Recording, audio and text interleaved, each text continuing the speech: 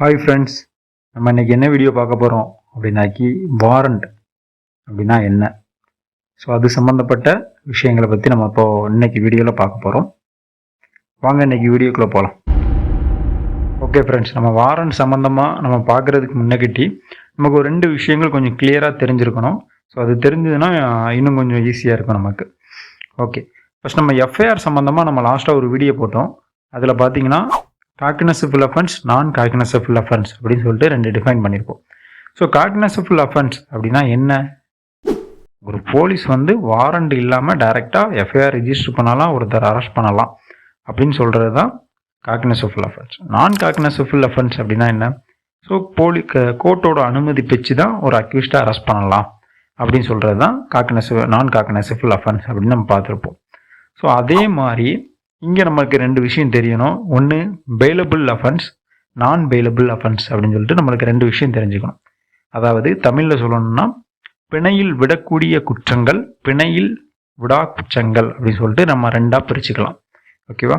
So இந்த 2 விஷயமும் நமக்கு தெரிஞ்சது அப்படின்னாக்கி கொஞ்சம் கிளியராக புரியும். ஓகேவா? கொஞ்சம் நல்லா கவனிங்க, அப்போ தான் புரியும். பெயிலபிள் அஃபென்ஸ் அப்படின்னா என்ன அப்படிங்கிறத ஃபஸ்ட்டு பார்ப்போம். அதுக்கு ஒரு எக்ஸாம்பிள் சொல்கிறேன், உங்களுக்கு ஈஸியாக புரியும் பாருங்கள். இப்போ உங்கள் ஊரில் 2 பேர் சண்டை போட்டுக்கலாம். அப்படி சண்டை போட்டுக்கிட்டு இருக்கவங்கள ஸ்டேஷனுக்கு கூப்பிட்டு வருவாங்க, போலீஸ் ஸ்டேஷனுக்கு கூப்பிட்டு வந்திருப்பாங்க. ஆனால் பார்த்தீங்கன்னா காலையில் சண்டை நடந்திருக்கும், மதியம் பார்த்தீங்கன்னா அந்த 2 பர்சனும் வீட்டில் நிற்பாங்க. அடித்தவனும் வீட்டில் நிற்பான், அடி வாங்கினவனும் வீட்டில் நிற்பாங்க. ஸோ என்ன காரணம் அப்படின்னு பார்த்தீங்கன்னா அது பெயிலபிள் அஃபென்ஸாக இருக்கும்.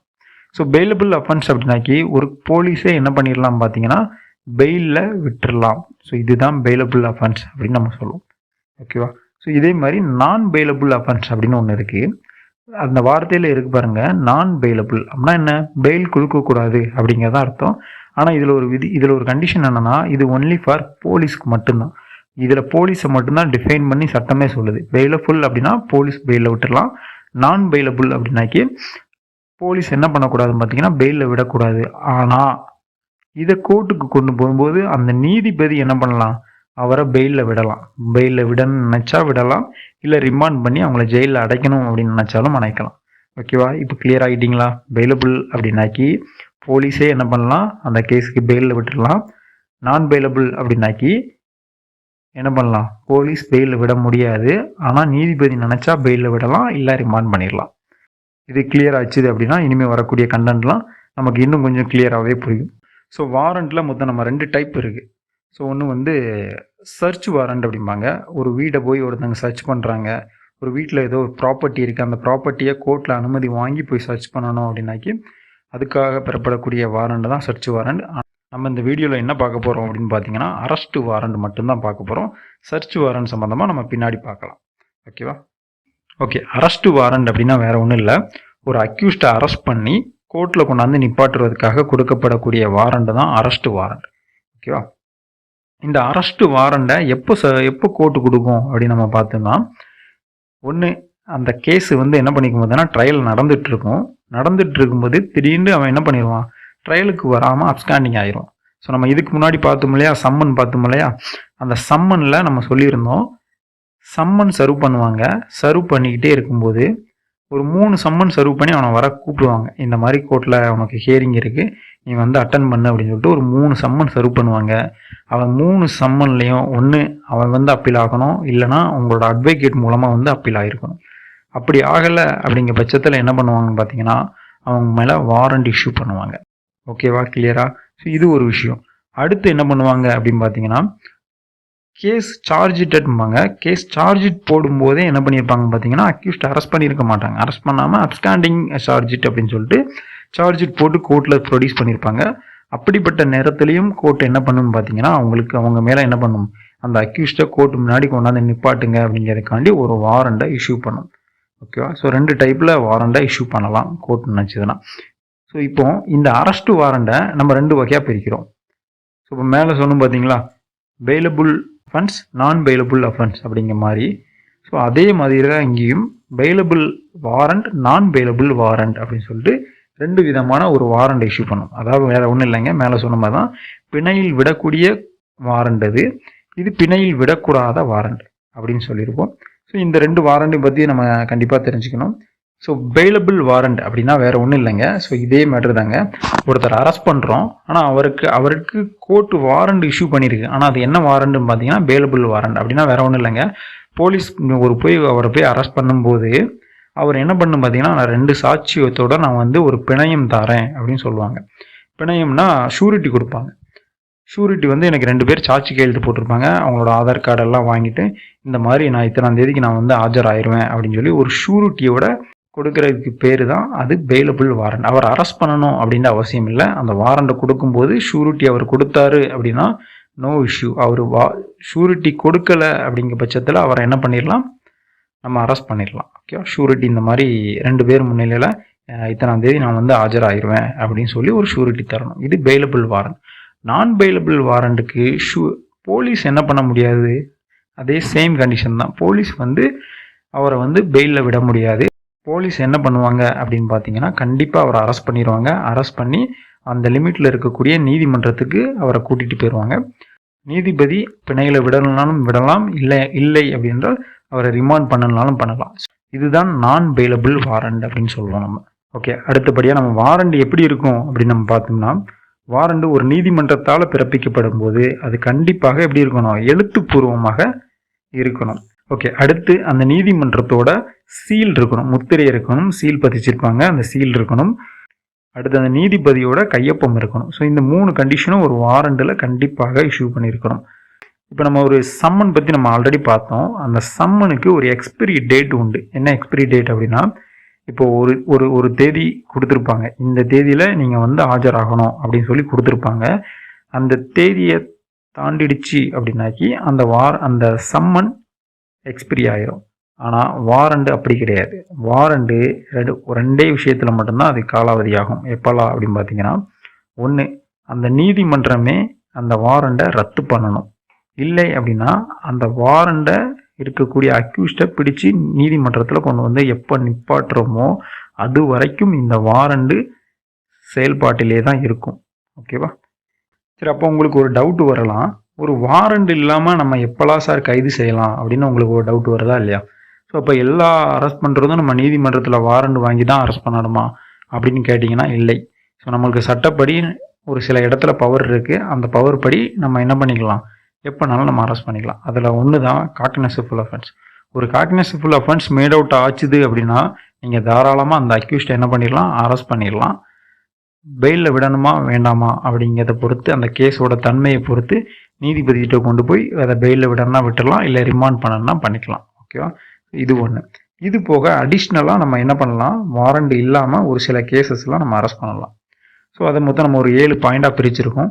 ஃபஸ்ட்டு பாயிண்ட்டு போலீஸ் கண் முன்னே குற்றம் செய்தல். அதாவது வேறு ஒன்றும் இல்லைங்க, நீங்கள் தான் ஒரு டியூட்டிக்கு போகிறீங்க, உங்கள் முன்னாடியே ஒரு அஃபென்ஸ் நடக்குது. ஸோ அப்படி நடக்கும்போது அவங்களை என்ன பண்ணிடலாம், நீங்கள் டைரெக்டாக என்ன பண்ணிடலாம், அரெஸ்ட் பண்ணிடலாம். ஸோ இதுலேயும் ஒரு கண்டிஷன் இருக்குது, அந்த அஃபென்ஸ் காக்னிசபிள் அஃபென்ஸாக இருக்கணும். ஸோ ஒருத்தன் கத்தி வச்சு ஒருத்தனை குத்திக்கிட்டு இருக்கான், இல்லை கொலை பண்ணுறதுக்கு முயற்சி பண்ணிக்கிட்டு இருக்கான், அந்த offence cognisable offence made out ஆகுது. அப்படிங்கிற பட்சத்தில் அந்த பர்சனை என்ன பண்ணிடலாம், உங்கள் கண்ணு முன்னாடி இருக்கிறான் அப்படின்னா நீங்கள் அவனை அப்போவே அரெஸ்ட் பண்ணிடலாம்.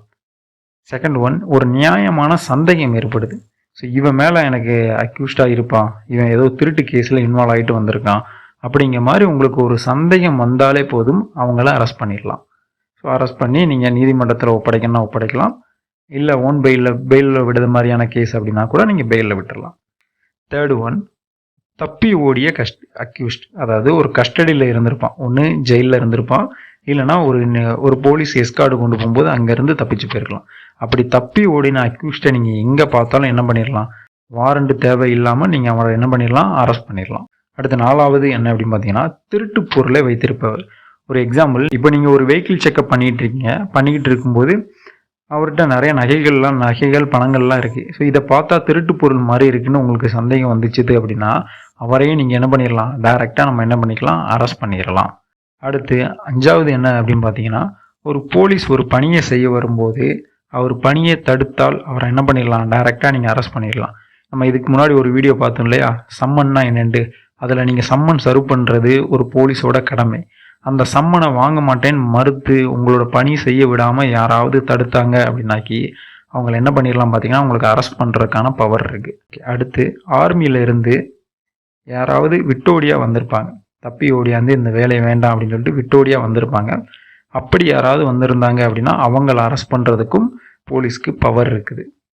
அது மட்டும் இல்லாமல் ஒரு ஃபாரினில் ஒரு அஃபென்ஸ் பண்ணியிருப்பான், ஃபாரினில் ஒரு மர்டர் பண்ணிவிட்டு இங்கே இந்தியாவில் தமிழ்நாட்டில் வந்து ஏதோ ஒரு இடத்துல வந்து ஒளிஞ்சிருக்காங்க அப்படின்னு உங்களுக்கு ஒரு தகவல் கிடைக்குன்னா இதுக்கு கோர்ட்டில் இருந்து வாரண்ட் வாங்கன்ற அவசியம் இல்லை. நீங்கள் டைரெக்டாக போயிட்டு அவங்களே என்ன பண்ணிடலாம், அரெஸ்ட் பண்ணிடலாம். ஓகே, அது போக நம்ம கொஞ்சம் அடிஷ்னலாக இன்னும் 2-3 பாயிண்ட்ஸ் பார்த்துடலாம். ஸோ என்ன அப்படின்னு பார்த்தீங்கன்னா, ஸோ ஒரு காவலர் போய் ஒரு வாரண்டை எக்ஸிக்யூட் பண்ணும்போது எதுக்காக உங்களை நாங்கள் அரெஸ்ட் பண்ணுறோம் அப்படிங்கிறதுக்கான காரணத்தை ஒரு சுருக்கமாக என்ன பண்ணலாம் பார்த்தீங்கன்னா, அந்த அரெஸ்ட் பண்ண வேண்டி இருக்கக்கூடிய அந்த பர்சன்ட்டை நம்ம என்ன சொல்லலாம், தகவலை சொல்லலாம். அதையும் மீறி எனக்கு அந்த வாரண்டை நான் பார்க்கணும் காட்டுங்க அப்படின்னு அவர் கேட்டார்னா அந்த வாரண்டோட நகலை என்ன பண்ணலாம், அவருக்கு காமிக்கலாம்.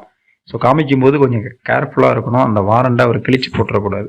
இந்த வாரண்ட் எங்கெல்லாம் செல்லுபடி ஆகும் அப்படின்னு பார்த்தீங்கன்னா, இந்தியாவில் நீங்கள் எங்கே போனாலும் சரி, அந்த அக்யூஸ்ட் எந்த ஊரில் இருந்தாலும் சரி, இந்த ஒரு வாரண்டை காமிச்சு நீங்கள் எங்கே போயினாலும் அந்த அக்யூஸ்ட்டை அரெஸ்ட் பண்ணிவிட்டு நீங்கள் வரலாம். ஸோ அந்த அளவுக்கு பவர்ஃபுல்லானது அது.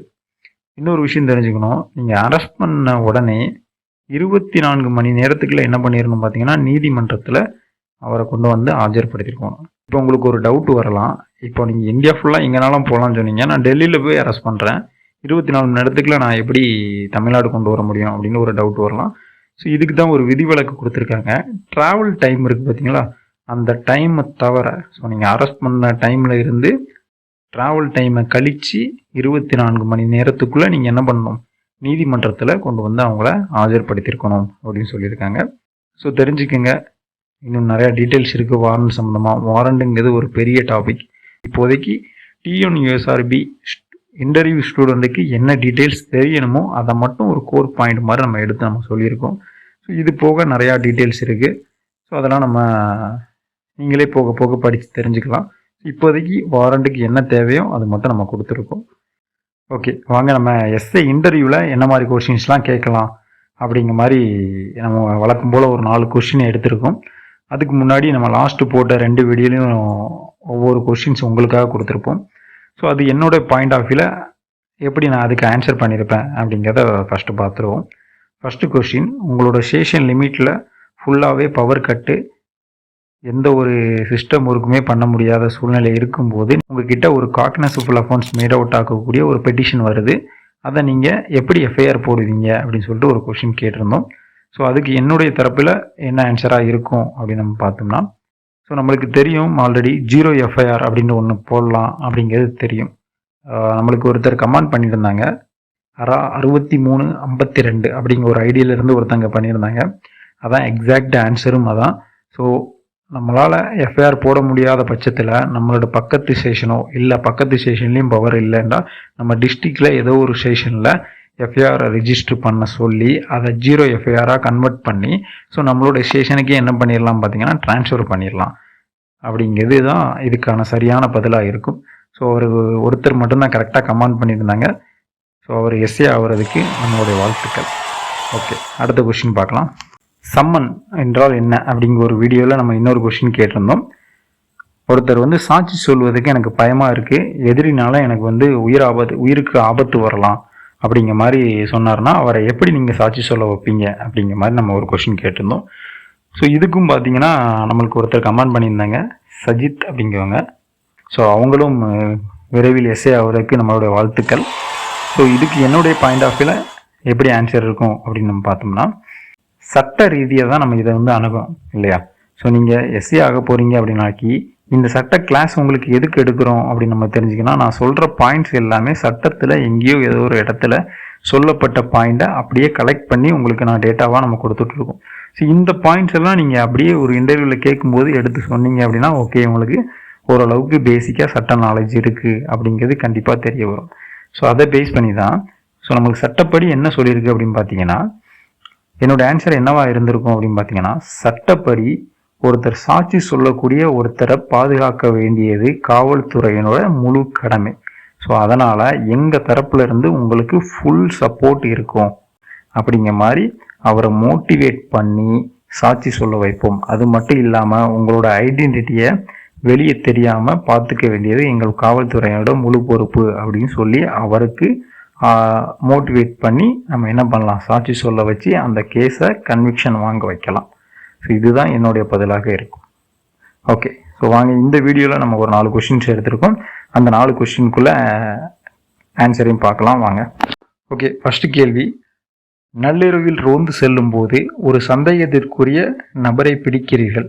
அவரிடம் நீதிமன்ற வாரண்ட் எதுவும் இல்லை, ஆனால் அவர் ஒரு பெரிய குற்றத்தை செய்ய திட்டமிட்டுள்ளார் என தெரிகிறது. வாரண்ட் இல்லாமல் அவரை கைது செய்ய முடியுமா? ஸோ இந்த கொஸ்டினுக்கான ஆன்சரு நம்ம ஆல்ரெடி மேலே பார்த்தது தான். ஒரு சந்தேகத்திற்குரிய ஒரு நபர் இருக்கிறார் அப்படின்னாக்கி அவரை என்ன பண்ணிடலாம், வாரண்ட் இல்லாமல் நம்ம என்ன பண்ணிக்கலாம், அரெஸ்ட் பண்ணிக்கலாம். உங்களுக்கு ஒரு சந்தேகம் இருக்குது, இவர் ஒரு பெரிய ஒரு அஃபென்ஸ் பண்ண போகிறாரு அப்படின்னு சந்தேகம் இருந்தாலே அவரை என்ன பண்ணிக்கலாம், அரெஸ்ட் பண்ணிக்கலாம் நம்ம. ஓகே, அடுத்த கொஸ்டின், நான் பெயிலபிள் வாரண்ட் இருக்கும் ஒரு நபர் உங்களிடம் பிணை கேட்டால் ஒரு எஸ்ஐயாக நீங்கள் என்ன செய்வீர்கள்? ஒன்றுமே இல்லை, இது ஒரு நான் பெயிலபிள் வாரண்ட்டு. உங்ககிட்ட ஒருத்தர் பெயில் தாங்க, நான் இனிமேல் கரெக்டாக வந்துடுவேன் அப்படின்னு சொல்லிட்டு உங்கள்கிட்ட பெயில் கேட்டால் நீங்கள் கொடுப்பீங்களா மாட்டிங்களா அப்படிங்கிறதான் கொஸ்டின். ஸோ கண்டிப்பாக என்ன பண்ண முடியாது அப்படின்னு பார்த்தீங்கன்னா, ஒரு நான் பெயிலபிள் வாரண்டில் ஒரு காவல்துறை என்ன பண்ண முடியாது, பெயில் கொடுக்கறதுக்கு பவர் கிடையாது. ஸோ அதை நீதிமன்றத்துக்கு கூட்டு போய் நீதிமன்றம் அவங்கள பெயிலில் விடனா விடலாம், ரிமாண்ட் பண்ணலாம். ஆனால் பெயிலபிள் வாரண்டாக இருந்தால் ஷூரிட்டியை வாங்கிட்டு ஒரு காவல்துறை என்ன பண்ணலாம், பெயிலில் விடுறதுக்கு பவர் இருக்கு. ஓகே, அடுத்த கேள்வி, நீங்கள் ஒரு குற்றவாளியை கைது செய்ய வாரண்டுடன் அவர் வீட்டுக்கு செல்கிறீர்கள். அங்கு அவர் மாரடைப்பு வந்தது போல் நடிக்கிறார் அல்லது உண்மையிலேயே மயங்கி விழுகிறார். உங்கள் நடவடிக்கை என்னவாக இருக்குமாங்க? ஓகே, இப்படி ஒரு சூழ்நிலை வந்துச்சுது அப்படின்னா ஸோ முக்கியமாக தெரிஞ்சுக்கங்க, ஒரு காவல்துறைக்கு சரியா, சட்டத்தை நிறைவேற்றுவதை விட ஒரு மனிதனின் உயிரை காப்பாற்றுவதே ஒரு காவலரின் முதல் கடமையாகும். அப்படிங்கிற ஒரு தாரக மந்திரத்தின்படி அந்த நபரை என்ன பண்ணலாம் அப்படின்னா, உடனே மருத்துவமனைக்கு அழைத்து செல்வதற்கு என்னென்ன வழிகள் இருக்கோ அந்த வழிகள்லாம் பார்ப்போம். 108 ஆம்புலன்ஸை வர சொல்லலாம், இல்லை அப்படின்னா நீங்கள் போன வெஹிக்கிள்லே அவரை ஏற்றிக்கிட்டு ஹாஸ்பிட்டல் வரலாம். ஹாஸ்பிட்டலில் ட்ரீட்மெண்ட் முடிஞ்சதுக்கப்புறம் அவர் உண்மையிலே நடித்தாரா இல்லையா, இல்லை உண்மையிலே மாரடிப்பான் அப்படிங்கிறது 2வது பட்சம். மருத்துவர் அதுக்கு பிறகு என்ன அறிவுரை கூறுதாங்களோ அதன்படி நடவடிக்கை எடுக்கிறதே ஆகச் சிறந்ததாக இருக்கும். ஸோ இதுதான் என்னுடைய பதிலாக இருக்கும். ஓகே, கடைசி கேள்வி, இந்த கேள்வி உங்களுக்கு தான். ஒரு எஸ்சியாக நீங்கள் ஒருவரை கைது செய்ய வாரண்டுடன் செல்கிறீர்கள். அவர் வாரண்ட் நகலை கேட்கிறார், நீங்கள் என்ன செய்வீர்கள்? ஸோ ஈஸியான கொஷின்ஸ் தான். ஸோ எல்லோரும் கமெண்ட் பண்ணுங்கள், நம்ம கமெண்ட்டில் பார்க்கலாம். ஓகே, நம்ம பார்த்தோம்னா எஸ்ஐ சம்மந்தமாக பிஎஸ்டிஎம் கேசஸ் நம்மளுக்கு ரன்னிங்கில் இருக்குது. ஸோ அந்த கேஸு சீக்கிரமாக முடியணும் அப்படின்னு நினச்சிக்குவோம். ஸோ நீங்கள் இவ்வளோ நாள் வெயிட் பண்ணிட்டீங்க. ஸோ இன்னும் சீக்கிரத்தில் உங்களுக்கு ஃபிசிக்கல் முடிஞ்சு இன்டர்வியூ வந்துடும். நீங்கள் இன்டர்வியூக்கு இப்போ இருந்தே நீங்கள் தயாரானால் தான் ஸோ உங்களுக்கு ஒரு பதட்டமோ பயமோ இல்லாமல் இன்டர்வியூ அட்டன் பண்ணுறதுக்கு ஈஸியாக இருக்கும். ஸோ எல்லாருமே இப்போவே கொஞ்சம் ரெடி பண்ணுங்கள். ஸோ நீங்கள் பாஸ் பண்ணிடுவீங்க, நல்ல மார்க் வச்சுருக்கீங்க, ஃபிசிக்கல் பண்ணிடுவீங்க அப்படிங்கிற ஒரு கான்ஃபிடென்ட்டில் இருக்கக்கூடிய எல்லாருமே இப்போவே நீங்கள் என்ன பண்ணிடலாம் பார்த்தீங்கன்னா, இன்டர்வியூக்கு ரெடியாக ஆரம்பிச்சிடலாம். டெய்லி ஒரு 1 hour மட்டும் இன்டர்வியூக்காக டைம் கொடுத்தாலே போதுமானது. ஸோ என்னை பொறுத்தவரையில் நீங்கள் பார்த்தீங்க அப்படின்னா எது சம்மந்தமான கொஷின்ஸ் இருக்கும் அப்படின்னு பார்த்தீங்கன்னா, கரண்ட் அஃபேர்ஸ். ஸோ கரண்ட் அஃபேர்ஸில் கொஞ்சம் ஸ்ட்ராங் ஆகிடுங்க. லாஸ்ட் ஒரு 6 month அது ரிலேட்டடாக இருக்கக்கூடிய கரண்ட் அஃபேர்லாம் நல்லா ஸ்ட்ராங் ஆகிடுங்க. ஸோ என்ன மாதிரி கொஷின்ஸ் இருக்கும் பார்த்தீங்கன்னா, இப்போ ஒரு நம்மளுக்கு தெரியும் சாத்தாங்குளம் இஷ்யூ தெரியும், அந்த மாதிரி இஷ்யூவில் நீங்கள் இருந்தீங்க அப்படின்னா எப்படி ஃபேஸ் பண்ணுவீங்க அப்படிங்கிற மாதிரி கொஷின்லாம் இருக்கும். ஓகே, நம்ம இந்த மாதிரி கொஷின்ஸ்லாம் நம்ம பார்க்க போகிறோம். கொஞ்சம் முதல்ல பேசிக்காக எதுலாம் என்ன, வாரண்டனா என்ன, சம்மன்னா என்ன, எஃப்ஐஆர்னா என்ன அப்படிங்கிற மாதிரி நம்ம டீட்டெயில் தெரிஞ்சுக்கிட்டோம் அப்படின்னாக்கி நம்ம இதில் இருந்தே நம்ம என்ன பண்ணிடலாம், கொஷின்ஸை ரைஸ் பண்ணிடலாம். சட்டத்தில் பேஸ் தெரிஞ்சுது அப்படின்னாலே இதை நம்ம ஒவ்வொரு பாயிண்டாக ஆட் பண்ணி இதை இப்படி பண்ணியிருக்கலாம், இதை இப்படி பண்ணியிருக்கலாம். இந்த மாதிரி என்கிட்ட ஒரு ரோட்டில் ஒருத்தர் கேட்டார், அவரை பார்க்கும்போது எனக்கு சந்தேகமாக இருந்து அதனால் நான் அவரை அரெஸ்ட் பண்ணிட்டேன், எனக்கு சட்டத்தில் இப்படி பவர் கொடுத்துருக்கு. ஸோ அப்படிங்கிற மாதிரி சொல்லிக்கலாம். ஒரு வாரண்டை கொண்டு போனேன், ஸோ ஒருத்தரை நான் போய் அழைக்க போகிறேன், அவர் வரலை, அதனால் அவருக்கு வாரண்டை போட்டு சம்மன் போட்டு சம்மனை நான் வீட்டில் ஒட்டிட்டு வந்துட்டேன். ஸோ இந்த மாதிரி நம்ம என்ன பண்ணிக்கலாம் பார்த்தீங்கன்னா, ஸோ லா பேஸ்டாக உங்களுக்கு இதெல்லாம் பவர் இருக்குதுன்னு தெரிஞ்சுன்னா அதெல்லாம் நீங்கள் என்ன பண்ணிக்கலாம், இன்க்ளூட் பண்ணிக்கலாம்.